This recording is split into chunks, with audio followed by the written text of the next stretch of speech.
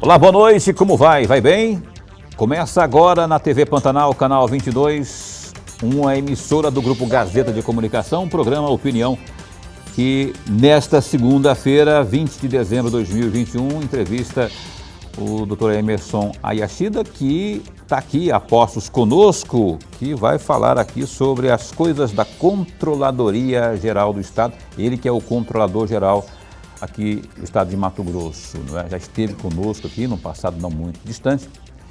Lá para cá muita coisa aconteceu e também essa é uma oportunidade para fazermos um balanço aí daquilo que houve de melhor na nossa controladoria nesse ano de 2021. Eu até sei que agora, recente, né, na semana que passou, teve aí a posse aí de alguns auditores, mas enfim, e tem o anticorrupção, que é uma lei importantíssima aí, que já foi implantada e que já está em curso. Muitas coisas assim para falar aqui, para abordar com o Emerson Hayashida, que está aqui já conosco. Lorenberg também está aqui conosco. Boa noite, meu caríssimo, mais uma semana juntos. Boa noite, Paulo Coelho, um grande abraço, mas um grande abraço mesmo a todos os nossos telespectadores, a razão maior do nosso programa.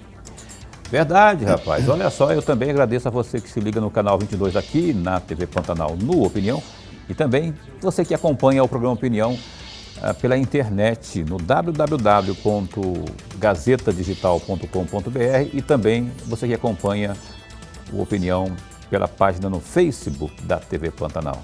Obrigadão pela sua carinhosa companhia de todas as noites, não é? Doutor Emerson, muito bom recebê-lo aqui mais uma vez. Obrigado por ter aceito o nosso convite.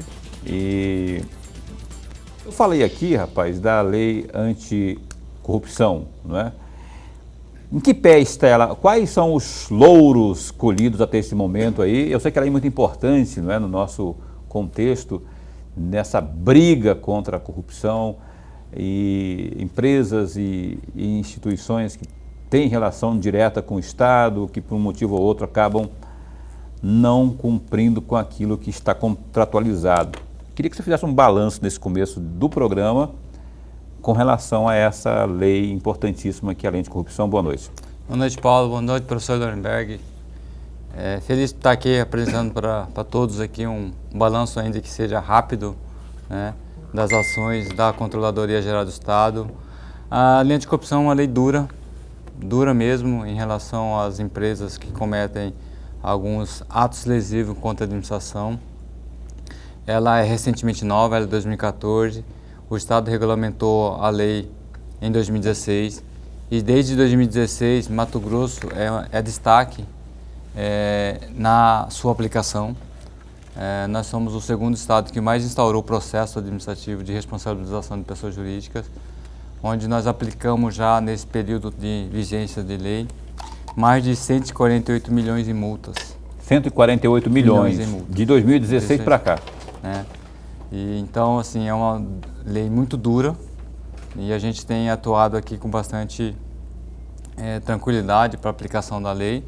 A gente também aplicou em termos de pena, né, a questão de declaração de inidoneidade para licitar e contratar com a administração pública.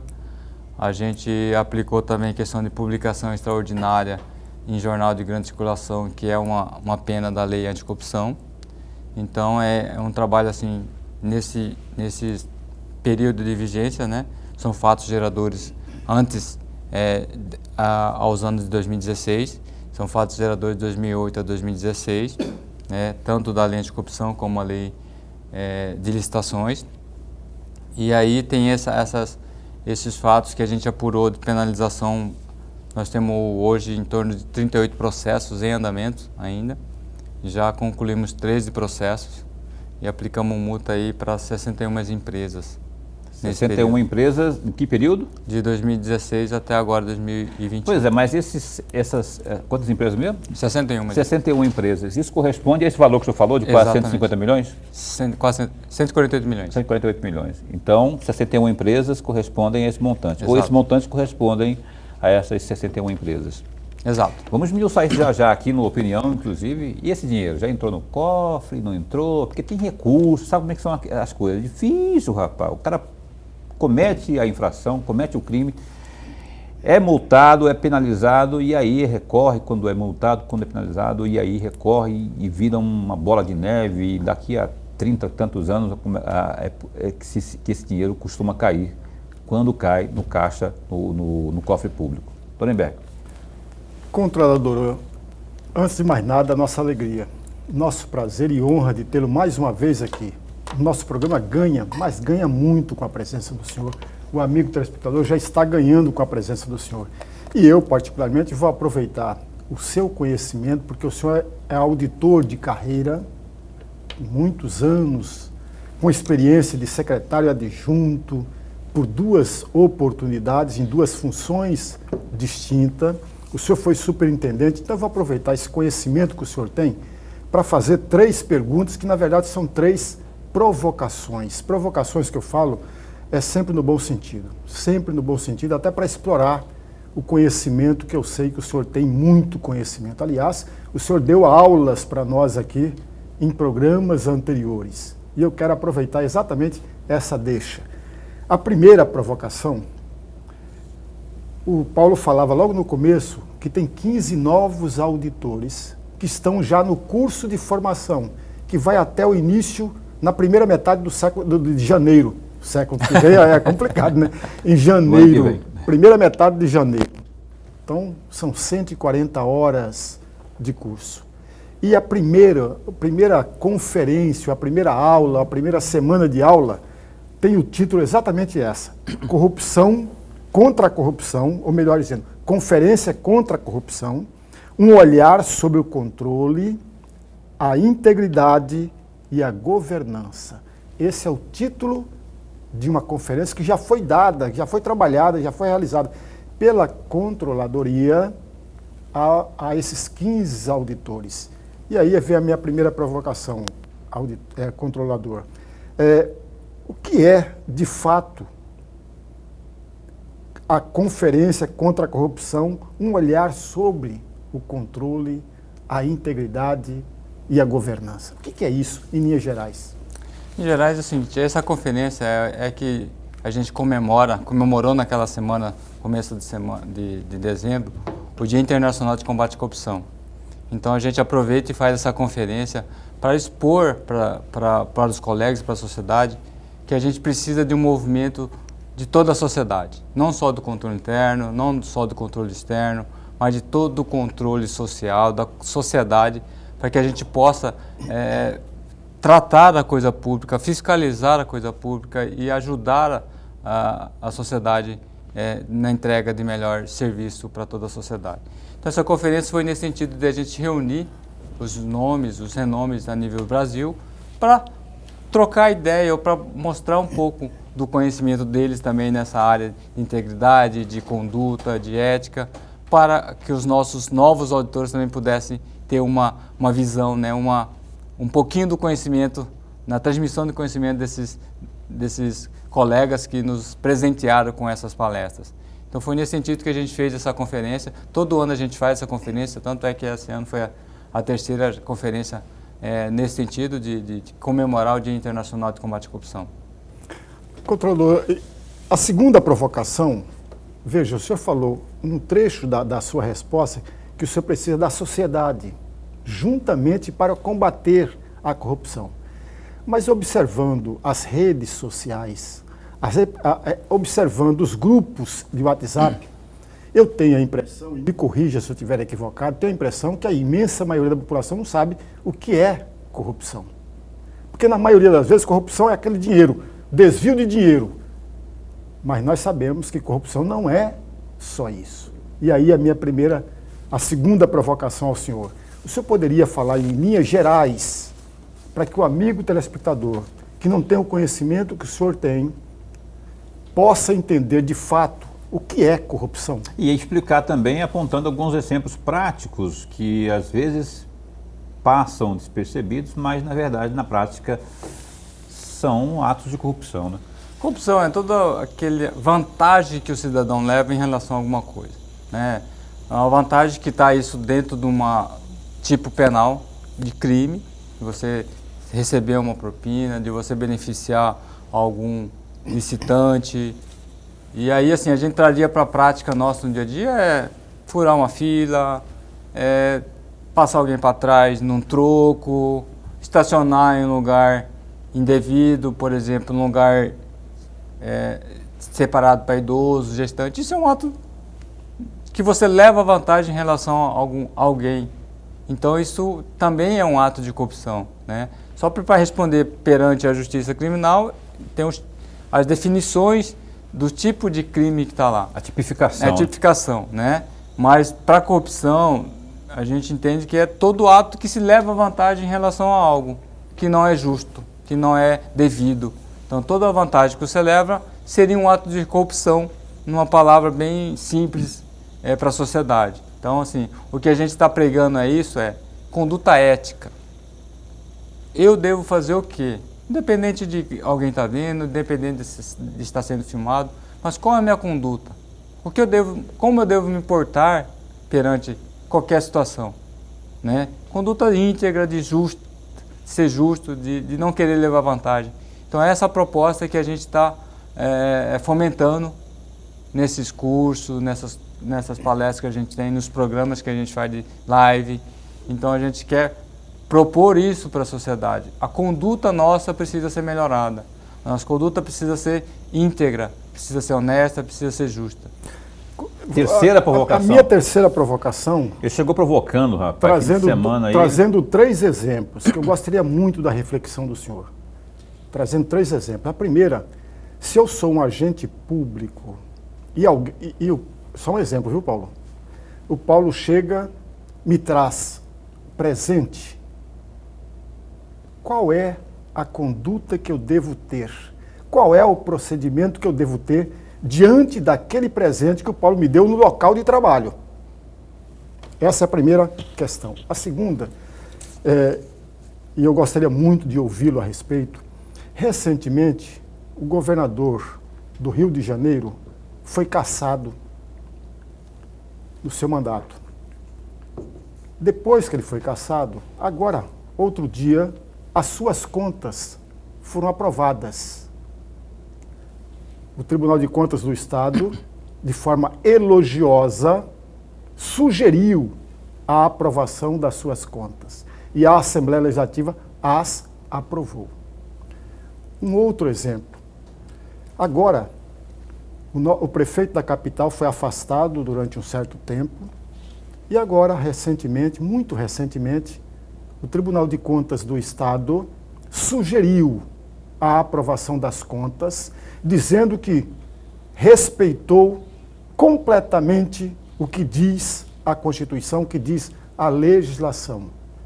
E a Câmara de Vereadores de Cuiabá aprovou as contas com 20 votos favoráveis e 4 contrários. Eu gostaria muito de ouvi-lo sobre esses 3 exemplos que eu mencionei.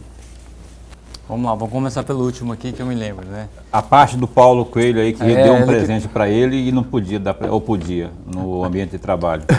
Não, essa questão de presente a gente sempre coloca assim, esse presente ele precisa ser de pequeno valor, né? Sim. Mas aí que está. Essa regulamentação, que é pequeno valor? A gente, dentro da controladoria, a gente já fez uma recomendação de pequeno valor, né? Então são coisas de R$100, R$200, estimado, né?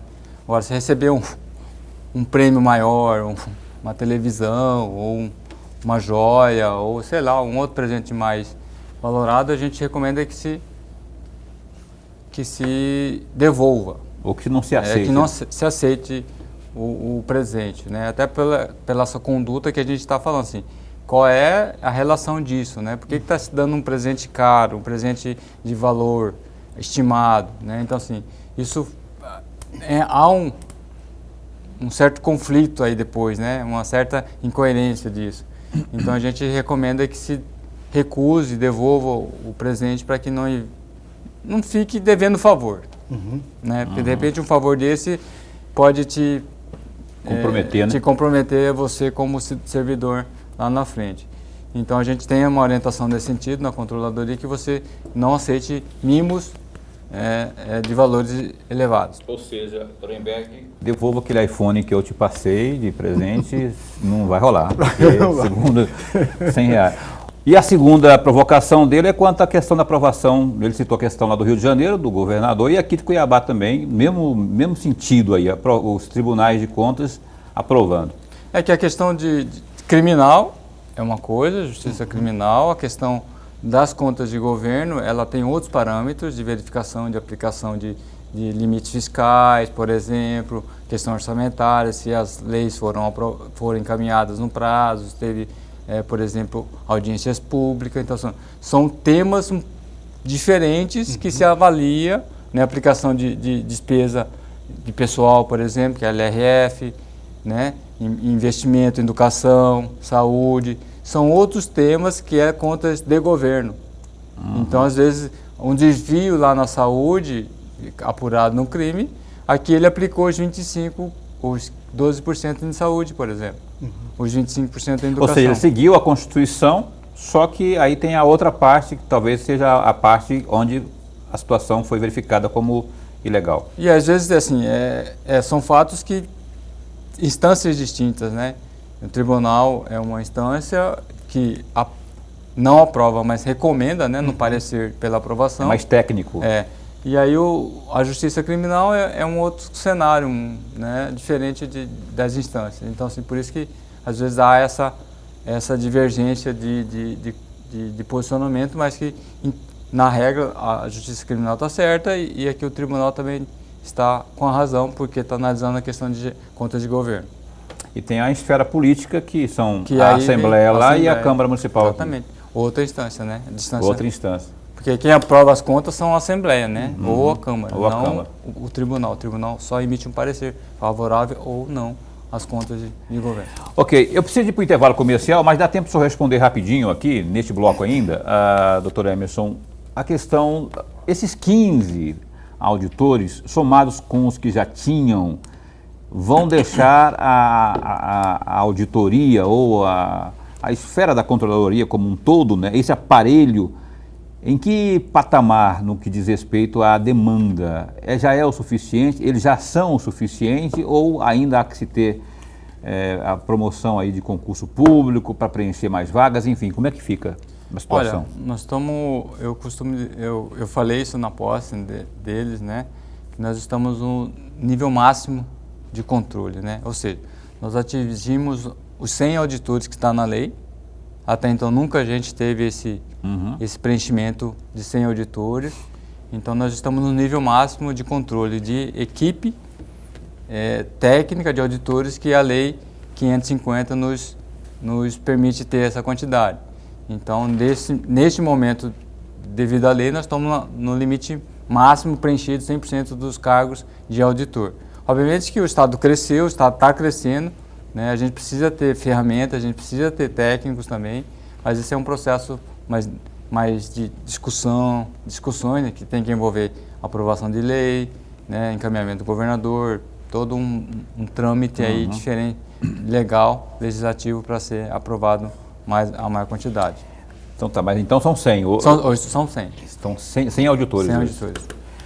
Que ótimo, né? Pelo menos estamos com a carga máxima aí, segundo o Dr. Emerson Ayashida, Controlador-Geral do Estado. Ele que continua conosco após o intervalo comercial, tem muito assunto importante para abordarmos aqui no Opinião desta noite. Você pode interagir conosco, caso queira, 99932, está aí na tela, 2529. Opinião dá um tempinho só e volta já já, um instante só. Ok, cá estamos ao vivo, de volta aqui com o Emerson Ayashida, nosso entrevistado desta noite, Controlador-Geral do Estado, aqui em entrevista ao vivo no Opinião. E o Opinião que vai abrir espaço agora, rapaz, para as notícias do www.gazetadigital.com.br. A gente fala, isto, resolveu, né? Quem vai entender isso aqui é o nosso Alan, sim, o nosso diretor de imagens aqui. O Gazeta Digital tem os seguintes destaques neste momento. Olha só, dados divulgados pela Secretaria de Estado de Saúde nesta segunda-feira mostram que 3 pessoas morreram de Covid-19 em Mato Grosso ao longo do final de semana. De acordo com informações do boletim epidemiológico, há 1.157 pessoas em isolamento por conta da doença. Além disso, 62 pessoas infectadas estão internadas em unidades de terapia intensiva, as UTIs, e 29 em leitos de enfermarias. Dos 555.572 infectados, um total de 14.033 não resistiram às complicações da Covid-19. Contudo, outras 539.872 pessoas se recuperaram do vírus. Também aí no Gazeta Digital, olha, o governador Mauro Mendes anunciou que o governo do estado quitou todo o empréstimo feito com a Caixa Econômica Federal para as obras do VLT, que é o Veículo Leve sobre Trilhos, que estão sem conclusão. Segundo o governo, foi pago mais, no caso, foram pagos mais 500 milhões de reais. Abre aspas para o Mauro Mendes. Ponto final, minha gente. Nós até pagamos a Caixa Econômica, não devemos mais nada a eles. O edital de licitação já foi publicado. Qualquer coisa que diga nisso aí é factoide, besteira, fecha aspas, disse Mauro Mendes nesta segunda-feira, dia 20, durante a inauguração da ETA Cristo Rei, lá em Várzea Grande. Outro destaque também do Gazeta Digital. O Lorenberg já falou sobre isso hoje. Por 20 votos contra, 4 a favor, os vereadores aprovaram as contas. Na verdade, por 20 votos contra 4, os vereadores aprovaram as contas do prefeito Emanuel Pinheiro, do MDB, referentes ao exercício de 2019, na sessão extraordinária desta segunda-feira, dia 20. O relatório recebeu o parecer favorável do Tribunal de Contas de Mato Grosso, TCE, e também da Comissão de Finanças da Câmara de Cuiabá. Durante as discussões, os parlamentares que integram a bancada da oposição destacaram um trecho do documento em que o Ministério Público de Contas aponta 12 irregularidades de natureza grave, gravíssima, na utilização dos recursos da Prefeitura de Cuiabá. Entre os apontamentos citados está aí o repasse de 57.200.000 reais de duodécimos ao Poder Legislativo. O montante foi 4,5% a mais do que havia sido fixado no orçamento do município em 2018, ou seja, R$1.200.000. Está aí, ó, no www.gazetadigital.com.br. Essas e outras notícias vocês acabam se inteirando mais e ficando cada vez mais bem informado. Lorenberg, desculpa te provocar aqui, eu não consigo entender, rapaz, isso. Se tem esses apontamentos gravíssimos, e os caras aprovam, os caras que eu falo com todo respeito, nossos digníssimos conselheiros do Tribunal de Contas, e no caso lá da Câmara, os digníssimos vereadores aprovam. Como é que é isso? Pode isso, Arnaldo? Pode um negócio desse? Porque eu fico pensando, se é grave, se é irregularidade, já não devia ser aprovado. Nada contra ser aprovado, seja ela do governo do Estado, da Câmara, do governo municipal, enfim. Por quê? Por que isso? A regra permite? Paulo, a sua observação é pertinente, oportuna e é necessária que nós venhamos a refletir sobre. São graves mesmo ou apenas sugere que seja grave? Irregularidade, todas as contas, não há uma conta de governo que não tenha irregularidade. Não existe uma única. Todas têm irregularidade. Mas tem aquelas irregularidades... As leves... que possa ser resolvida rapidamente. São sanáveis, né? Eles colocam até observação, sanáveis. Exatamente. Agora, as gravíssimas nem sugerir a sua aprovação, não deveria. Por isso eu não creio que seja gravíssima, porque o Tribunal de Contas do Estado, amigos telespectadores, todos nós sabemos que tem um corpo técnico simplesmente extraordinário. É eles que sugerem. Os conselheiros tão somente votam, e é o voto do conselheiro que vale, mas sobretudo embasado com a avaliação, com a análise dos técnicos do Tribunal de Contas do Estado. Não, mas aí é uma dicotomia. Há dois extremos aí. Aquilo que aponta o corpo técnico, ele aponta lá, grave e gravíssimo. Senão não estaria aqui, mas no Gazeta Digital. Outra coisa é o que interpreta o digníssimo conselheiro para votar lá.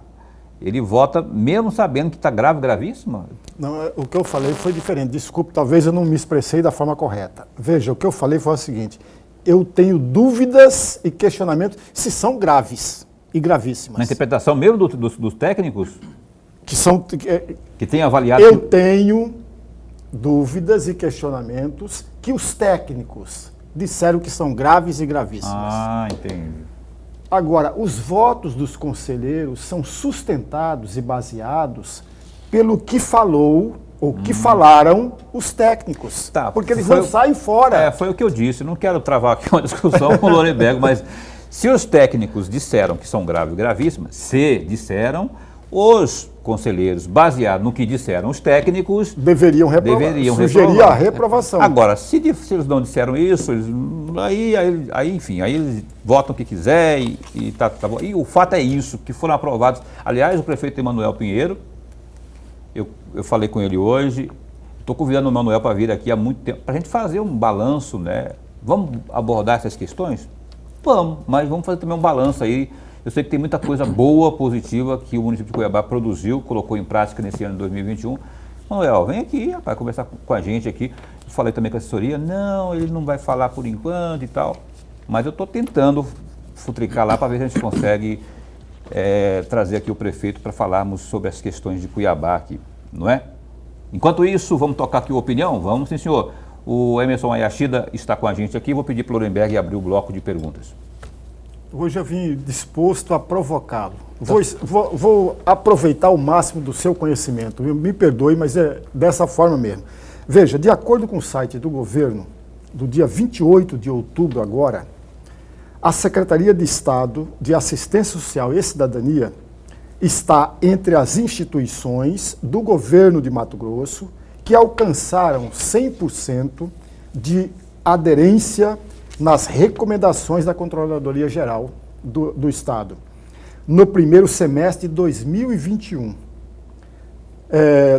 Das 102 ações idealizadas pela Secretaria, 86,27% já foram concluídas e 13,73% estão em implementação. E aí vem um trecho da fala do senhor. Veja o que o senhor disse naquela oportunidade.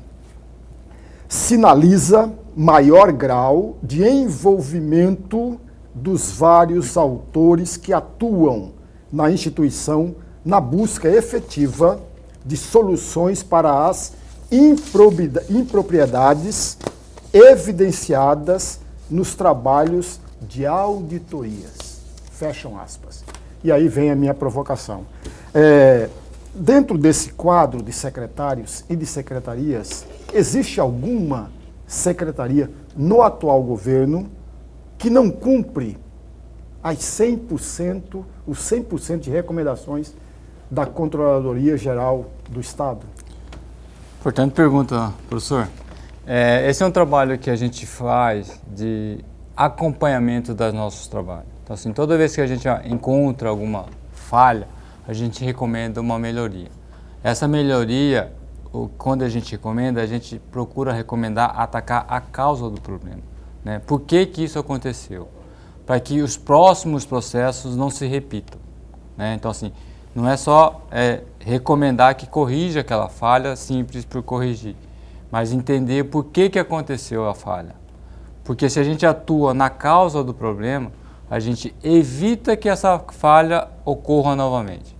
Então, o que a gente tem feito? Esse acompanhamento, essa evolução, a gente tinha um acompanhamento de que algo abaixo de 20% das recomendações eram corrigidas.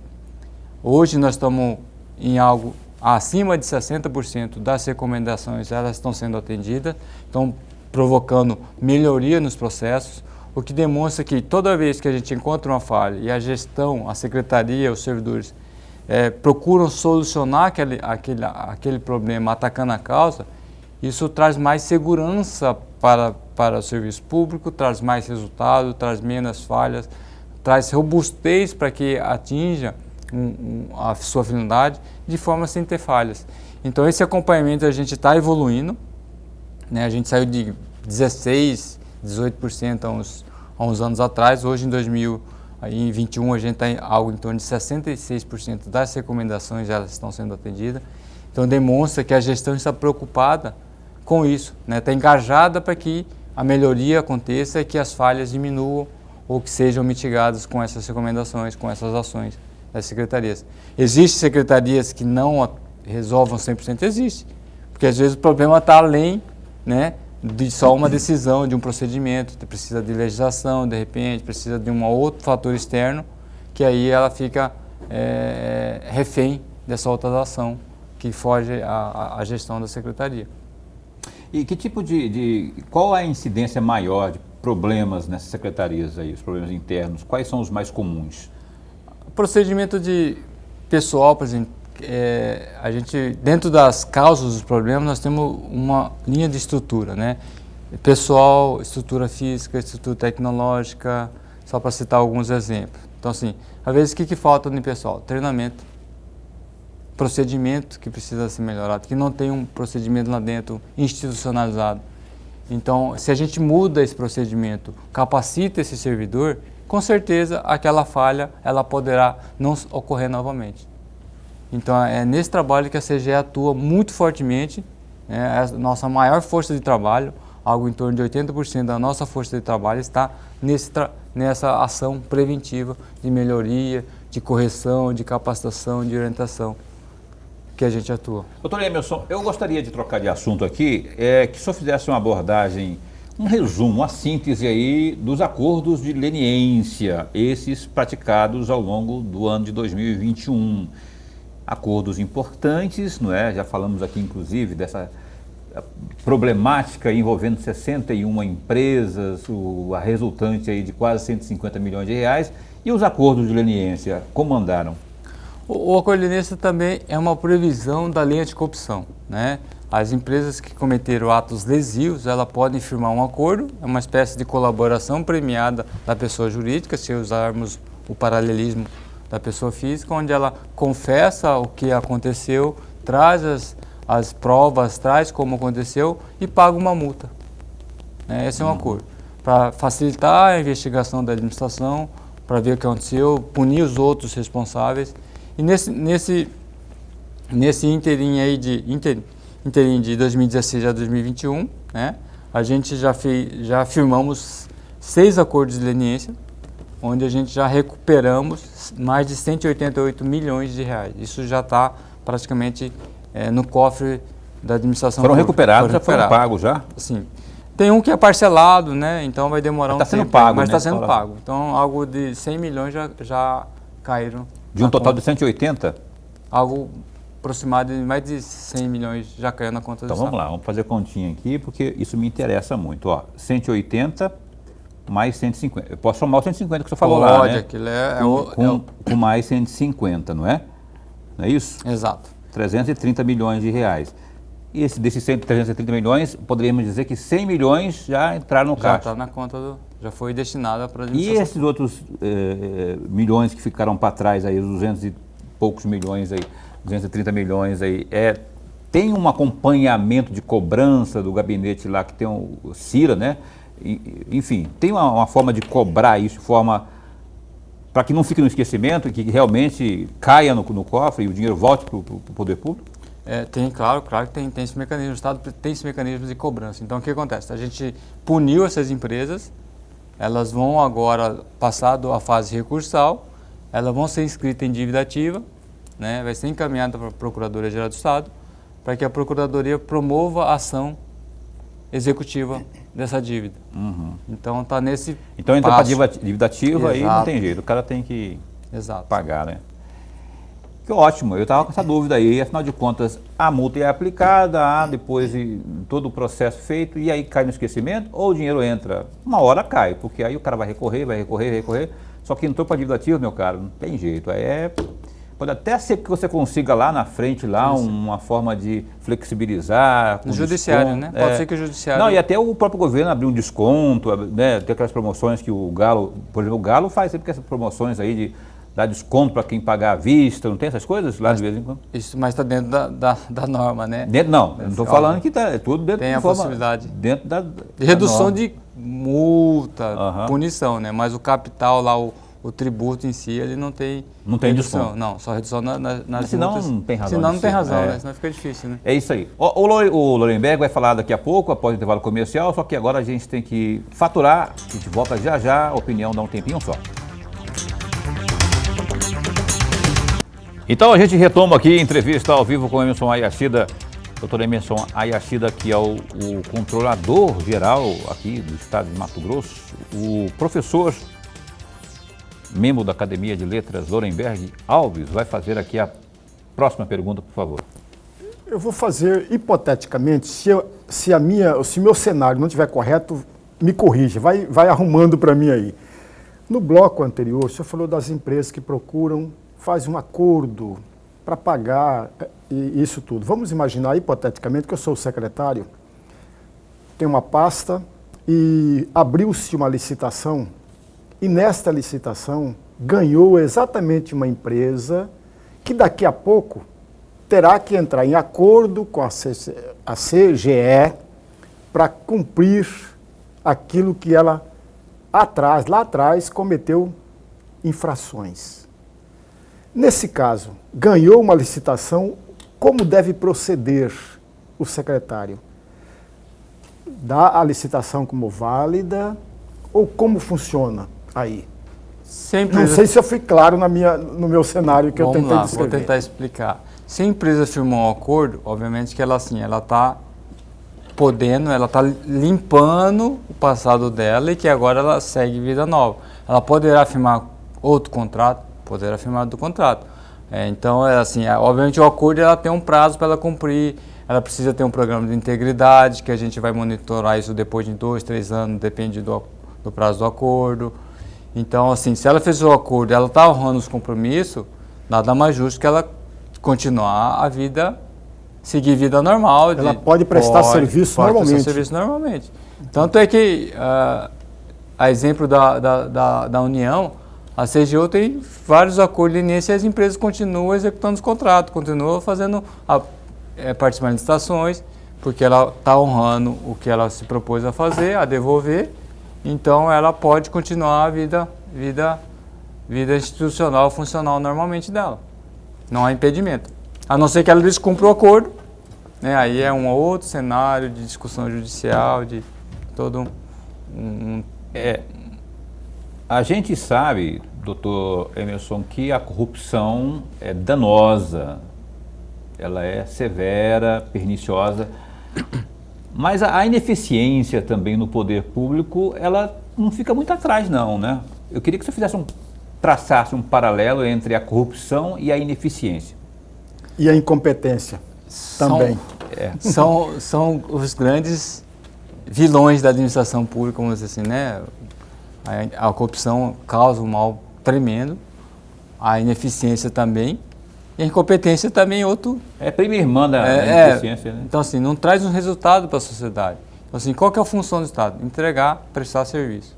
Se a gente não entrega o serviço, a gente está sendo, de forma assim, que não presta um serviço adequado, com preço justo, nós somos ineficientes. A corrupção desvia o dinheiro para você não entregar o serviço. Na incompetência, nem se fala, né? É um outro co-irmão, né, que traz um mal para a sociedade, né? Porque o Estado é prestador de serviço. Se eu não entrego o que eu estou disposto a fazer, fica um custo muito caro e isso não tem razão de existir. Então, assim, são fatores que trazem um mal para a sociedade gigante, né, enorme para toda a sociedade, que a gente precisa sempre estar monitorando, né? A corrupção traz um resultado negativo, traz, né? A incompetência também traz. Então a gente precisa equilibrar isso. Acabar com a corrupção é possível. Diminuir, sim, né? Agora, o problema... Eu acho que acabar, a corrupção sempre existiu, não vai ser... Eu, Emerson, que tem essa pretensão de acabar com a corrupção. Mas, assim, diminuir, eu acho que é possível diminuir com capacitação, com melhoria de processo, com orientação, com prevenção, é possível, né? E o detalhe, Lorenberg, é que existe a lei anticorrupção, mas não existe a lei anticompetência, né? Esse é o problema. Antes existisse, né? Doutor Emerson, e quando voltando a falar das multas, que eu fiquei animado aqui, fazendo continha aqui e tal, com tanto dinheiro aí, como se fosse meu, né? De alguma forma né? Do dinheiro público. E quando a empresa não existe mais, aquela empresa que recebe a multa, mas ela não existe mais, como é que fica a situação? A inteligência da lei anticorrupção já previu isso, né? Se a empresa sumir, ela vai atrás do sócio. Ela pode, na própria decisão do processo administrativo de responsabilização da pessoa jurídica, o secretário, no caso o controlador, eu posso já desconsiderar a pessoa jurídica e ir atrás do sócio dessa empresa. Então a lei anticorrupção já previu essa possibilidade, está lá regulamentado. Se a gente entender que a empresa sumiu do mercado, a gente pode ir atrás de sócio e na decisão já decidir, né, para atingir os sócios da empresa. Então já está previsto na lei. Já está previsto na lei. Professor. Tinha uma frase antiga, mas muito antiga, que ainda hoje a gente ouve em número menor, mas ouve. Rouba, mas faz. Isso traz benefício, de fato, para a gestão pública ou é impressão da maioria do eleitor? Olha, isso não traz benefício nenhum, né? Causa um mal. Essa é uma forma de corrupção que a gente fala, de desvio. O que a gente está falando aqui é que a gente precisa ter uma conduta, melhorar a nossa conduta, né? Tanto é que a gente tem um programa CGE Orienta, Estado Íntegro e Eficaz, que a gente traz essas capacitações, né, de conduta ética. A gente, dentro da CGE, nós temos uma comissão de ética que prega isso para os auditores, prega isso para os servidores. Então, é que a gente precisa melhorar essa conduta, né? Eu acredito que essa rouba, mas faz, eu acho que já saiu de mercado, já não se atura mais, já não se admite mais. Então, é as coisas que se vai se evoluindo, a gente não admite mais esse tipo de coisa, isso causa um mal, muito mal para a sociedade. Tem uma frase do senhor, aliás, uma defesa do senhor, os seus colegas dizem isso com clareza, que o senhor defende, mas defende mesmo que a Controladoria Geral do Estado deve ser capaz de contribuir com a gestão. E aí a minha provocação de novo, é possível existir uma CGE que não contribua? É possível, né? Assim, o que a gente tinha de controle interno?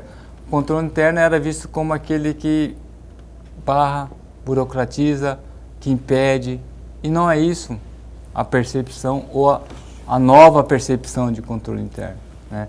O controle interno, ele precisa agregar valor à gestão.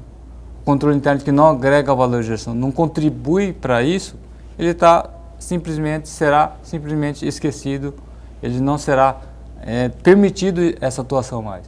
Então o controle interno, ele precisa agregar valor. Isso não é de hoje, essa agregação de valor. E só desde quando a gente entrou, desde lá de criação da antiga Auditoria Geral do Estado. O controle interno precisa agregar valor à gestão, senão não há razão do controle interno existir por si. Em vez de ajudar, quem que quer que atrapalhe? Ninguém quer que atrapalhe, né? Vai atrapalhar o controle interno, vai contribuir para dar segurança para a gestão, para melhorar o serviço, para entregar melhor. Então eu digo o seguinte, a CGE não entrega só educação, só segurança. Ela entrega saúde, educação, segurança, transporte. Por quê? Nós, enquanto controle interno, nós melhoramos os processos da educação, da saúde, da segurança, da infraestrutura. Então, o controle, ele atua de forma a atingir todas as secretarias. Por isso que ele precisa agregar valor. Mas aí eu vou entrar na onda do Lorenberg, vou provocar também, rapaz. Olha só, você faz lá uma auditoria, você faz lá um trabalho e aponta uma série de falhas a serem corrigidas em determinada secretaria. Vai uma vez, vai duas, vai três, e essas falhas não são corrigidas. Se é num ambiente externo, você tem a prerrogativa de multar, de, enfim, levar as últimas consequências. Internamente, não. Como é que faz isso? Como é que você vai colocar a faca no pescoço do secretário e falar, resolve aí, cara, porque senão o bicho vai pegar pro seu lado. Não, essa é o convencimento nosso enquanto controle. Nós precisamos mostrar para o gestor o que a gente tem feito. Gestor, a conta é sua, o seu PF é seu, a gente está aqui para ajudar, para contribuir para você ter essa segurança na decisão, na hora da contratação. Então é essa proposta que a gente leva. Tem fatos e fatos, né? Então assim, tem situações que há falta de diálogo, tem situações que o auditor também tem isso, de não conversar, tem a situação de não receber o auditor. Então assim, o que a gente sempre prega é que a gente precisa mostrar que nós estamos melhorando para o gestor, nós estamos contribuindo para o gestor, não estamos lá para burocratizar, para impedir que ele faça. Nós estamos dando segurança, melhorando o processo dele, para que ele possa ter uma gestão bastante tranquila e ser aprovada pelo Tribunal de Contas. Por falar em contribuição, em contribuir, daqui a pouco inicia o 4º ano e último ano da atual gestão Mauro Mendes. Qual foi a contribuição mais significativa que a CGE trouxe para o atual governo? Várias ações, né? Assim, a gente tem assim, só para eu citei aqui as implementações do plano de providência. Então, a gente acompanha isso, a gente faz a melhoria desse processo. Estamos junto com os secretários para melhorar os processos deles. Tanto é que a evolução nesse governo foi muito grande na melhoria ou na mudança ou na recomendação, no acatamento das recomendações da CGE, vamos dizer assim, através do plano de providência. Então, essa melhoria na gestão traz eficiência, traz resultados para a gestão. Então, só de falar nessa área preventiva, o que a gente fez de avanço de implementação de recomendação foi mais que triplicou o inicial. Né? Nós estávamos abaixo de 20, 16 ou 18, se não falo a memória. Agora estamos em 60, mais de 60, 66% de implementação das recomendações. Isso é um avanço, isso é melhoria dos processos, que traz esse resultado, que agrega valor, que evita falhas. Porque assim, o que emperra também é vai e volta dos processos. Se a gente corrigir essas falhas, corrigir esses procedimentos, melhorar a capacitação, isso traz eficiência para a gestão. E esse é um dos grandes desafios que o controle interno tem, de melhorar a gestão, melhorar a eficiência, trazer mais resultado. Até caminhar para o final aqui do programa, eu gostaria que o senhor... Como que funciona aí os processos administrativos, os internos, não é? Porque às vezes eu penso assim, que cada secretaria ou cada instituição, por exemplo, a Polícia Militar tem lá a sua forma interna de proceder, não é? E as demais secretarias, cada um tem a sua, ou isso cai tudo lá na sua Controladoria Geral?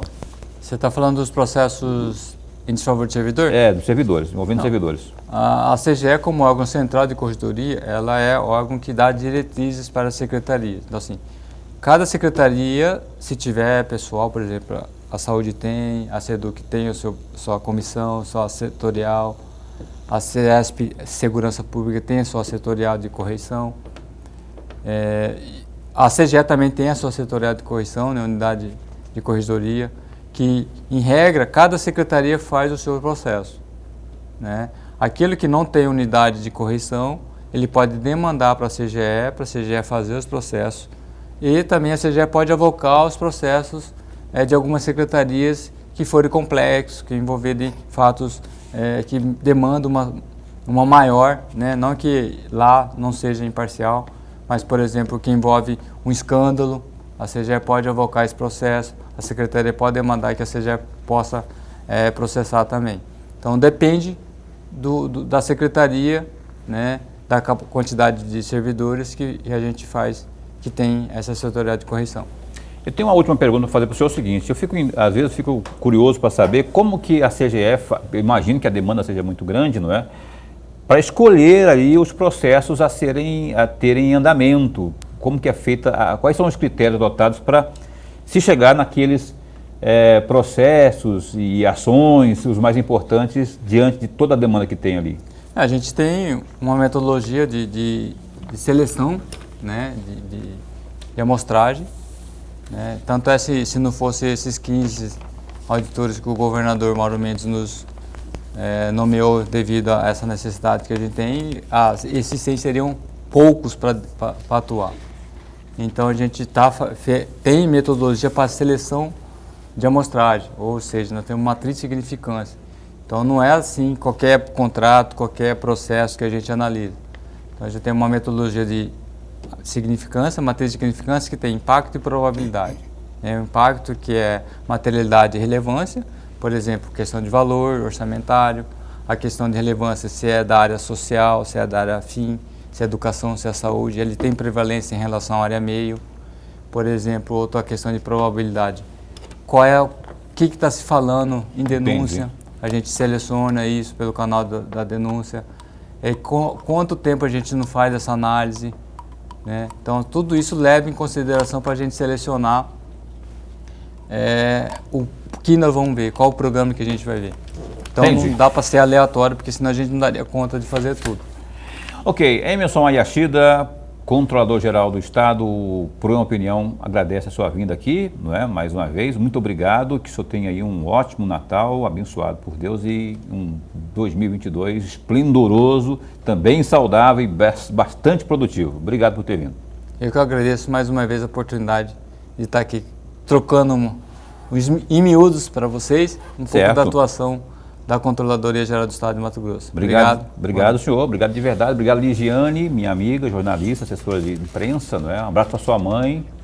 Feliz aniversário, Feliz Natal para você e para ela, para o seu marido também, né?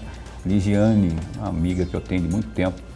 Tromberg, até amanhã. Até amanhã, né? Até amanhã. Amanhã a gente entrevista o deputado estadual Max Russi, que é o presidente da Assembleia Legislativa. Balanço aí das atividades da Assembleia em 2021. E o Max Russi falando de política também aqui às 7h30 da noite no Opinião. Fica bem, fica com Deus também.